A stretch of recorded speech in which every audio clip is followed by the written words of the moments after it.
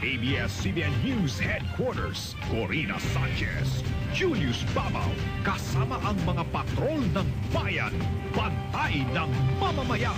Ito ang TV Patrol! Dinubog muli ang Taiwanese idol na si Jerry Yan sa ikalawang araw ng kanyang pagbisita sa Maynila.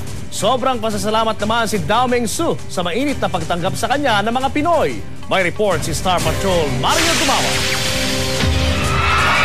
Pag-entra pa lang ni Jerry sa entablado ng La Pavilion sa Roas Boulevard, hiyawan na agad ang mga fans na dumagsa para sa media appearance ng aktor para sa bench. Kinontrata si Jerry ng 16 months sa halagang umano'y 14 million pesos. Game na sinagot ng 26 anyos na 5'10 Asian superstar ang lahat ng mga tanong na ibinato sa kanya. If you're willing to pose in bench underwear,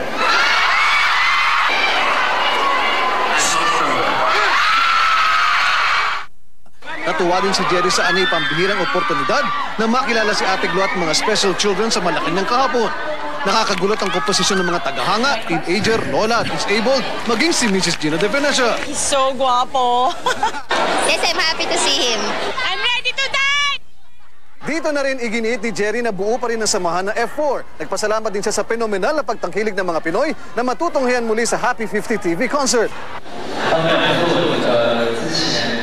There were ups and downs in his career, but mere fact na yung response ng mga tao ngayon sa kanya, it gives him enough inspiration to go on. I want to say everybody, mahayo.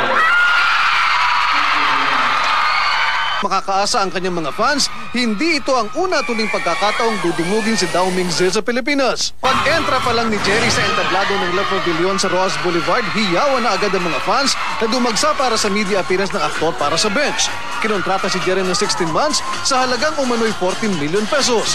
Game na sinagot ng 26 anyos na 5'10 Asian superstar ang lahat ng mga tanong na ibinato sa kanya. If you're willing to pose in bench underwear,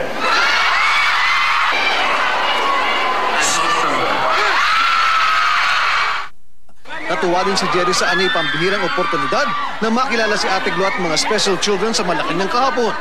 Nakakagulat ang komposisyon ng mga tagahanga, teenager, lola at disabled, maging si Mrs. Gina De Venecia. He's so guapo. Yes, I'm happy to see him. I'm ready to die! Dito na rin iginiit ni Jerry na buo pa rin ang samahan ng F4. Nagpasalamat din siya sa fenomenal na pagtangkilik ng mga Pinoy na matutunghayan muli sa Happy 50 TV concert.